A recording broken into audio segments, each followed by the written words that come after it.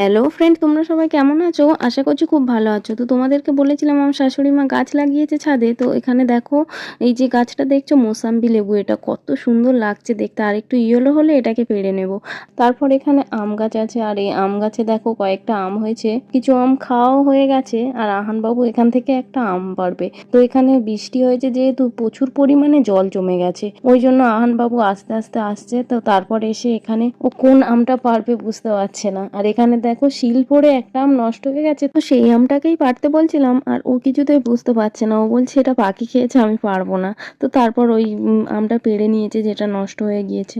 তো তারপর এখানে আমড়া গাছটা দেখো, একটুখানি গাছে কত সুন্দর আমড়া হয়েছে, আর কত সুন্দর না দেখতে লাগছে। তো এখানে ফুল গাছগুলোও খুব সুন্দর দেখতে। তারপর এখানে আরো অনেক প্রচুর গাছ আছে, দেখতেই পাচ্ছো। আর এখানে দুরকম জাম গাছ ছিল, একটা সাদা আর একটা কালো। তো জামটা খাওয়া হয়ে গেছে, দেখাতে পারলাম না। ভিডিওটি ভালো লাগলে লাইক করো, শেয়ার করো।